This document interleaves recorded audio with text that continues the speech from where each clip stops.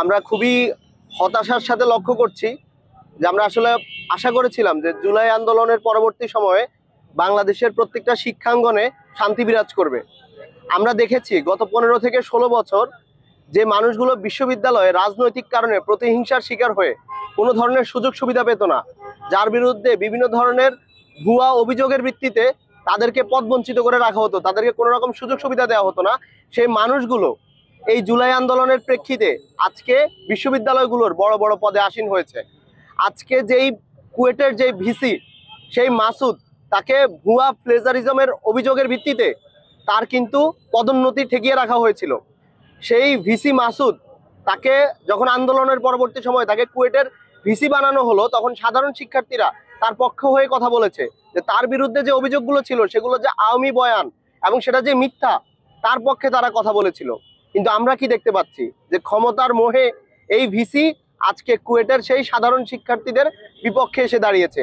আজকে সাধারণ শিক্ষার্থীদেরকে সে মৃত্যুর মুখে ঠেলে দিচ্ছে এবং তারপরেও সে বলছে আমি এই শিক্ষার্থীদের আন্দোলনকে বড় কোনো ইস্যু মনে করি না, সরকার যদি বলে তাহলে আমি পদত্যাগ করব। এটা হচ্ছে আমাদের এই বিশ্ববিদ্যালয় প্রশাসনগুলোর বর্তমান অবস্থা।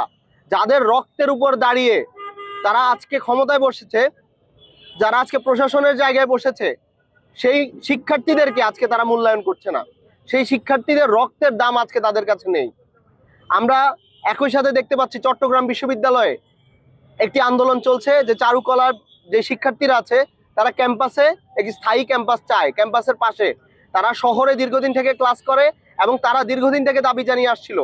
কিন্তু এখনো আমরা দেখতে পাচ্ছি যে এই প্রশাসন, চট্টগ্রাম বিশ্ববিদ্যালয় প্রশাসন চেঞ্জ হয়েছে, নতুন একটি প্রশাসন এসেছে, কিন্তু এরপরও আমরা দেখতে পাচ্ছি এই প্রশাসন শিক্ষার্থীদের জন্য কাজ করছে না। তারা একটা সিদ্ধান্ত নিতে এখনো তাদের অনেক সময় লাগে যে আমার শিক্ষার্থীরা, তাদের যে শিক্ষার্থীরা, সেই শিক্ষার্থীরা যখন এই আন্দোলন করতে করতে অসুস্থ হয়ে যায় কিন্তু তাদের সিদ্ধান্ত নেওয়া শেষ হয় না।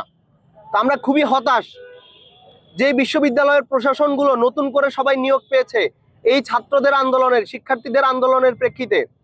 আজকে সেই বিশ্ববিদ্যালয় প্রশাসনগুলো শিক্ষার্থীদেরকে ভুলে গেছে, তারা জুলাই ভুলে গেছে। কিন্তু আমরা বাংলাদেশ গণতান্ত্রিক ছাত্র সংসদ, আমরা এই জুলাই ভুলি নাই, আমরা এই জুলাই কাউকে ভুলতে দিব না। এই যে শহীদের আত্মত্যাগ, শহীদের রক্তের বিনিময়ে আমরা যে নতুন শিক্ষাঙ্গন পেয়েছি, এই শিক্ষাঙ্গনে আমরা পুনরায় হাসিনার মতো আবার নতুন কোনো যুগের আমরা তৈরি করতে দিব না।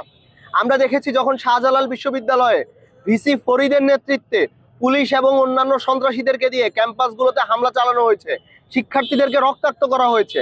শিক্ষার্থীদের রক্তের উপর দিয়ে ভিসি ফরিদ সে তার পদে আসীন ছিল। আমরা সেই দিন এখন আর নাই। ভিসি মাসুদকে অবশ্যই তার পদ থেকে সরতে হবে, তার পতন ঘটানো হবে শিক্ষার্থীদের আন্দোলনের মাধ্যমে। আমরা ইন্টারিম গভর্নমেন্টকে হুঁশিয়ার করে দিতে চাই, বর্তমান যেই ছাত্র জনতার বর্তমান আন্দোলন করছে, যারা আজকে মৃত্যুর সাথে লড়ছে একটা দাবি আদায়ের জন্য, সেই ছাত্র জনতার রক্ত আপনার ক্ষমতার লেজিটিমেসি, আপনার ক্ষমতার বৈধতা। আপনি তাদের জন্য আজকে ক্ষমতায় বসে আছেন। আপনারা যদি শিক্ষার্থীদের কথা না শুনেন, শিক্ষার্থীদের দাবি না মানেন, আপনার কোনো বৈধতা থাকবে না। আমরা দেখেছি যখন প্রত্যেকটা রাজনৈতিক দল 5ই আগস্টের পরবর্তী সময়ে তারা হচ্ছে বিভক্ত হয়ে গেছে, তখন এই সরকারকে, ইন্টারিমকে টিকিয়ে রেখেছে ছাত্র জনতার বৈধতা, ছাত্রদের বৈধতা। এখন পর্যন্ত আমরা দেখেছি প্রত্যেকটা ইস্যুতে, ইন্টারিমের প্রত্যেকটা ইস্যুতে ছাত্রদের থেকে আকুণ্ঠ সমর্থন পেয়েছে। কিন্তু এই মুহূর্তে আমরা দেখতে পাচ্ছি ইন্টারিম শিক্ষার্থীদের পাশে দাঁড়াচ্ছে না। যদি কুয়েট কিংবা হচ্ছে চবির কোনো স্টুডেন্টের কিছু হয় তাহলে তার দায়ভার এই ইন্টারিম গভর্নমেন্টকে অবশ্যই বহন করতে হবে এবং আমরা আমাদের ভাই হত্যার বিচার অবশ্যই ইন্টারিমের থেকে আমরা আদায় করে নিব। আমরা ইন্টারিমকে, যে বর্তমান পরিস্থিতি যদি কোনো কারণে খারাপ হয়, এটার যদি কোনো অবনতি হয়, তার জন্য অবশ্যই ইন্টারিমকে সেটার দায় বহন করতে হবে।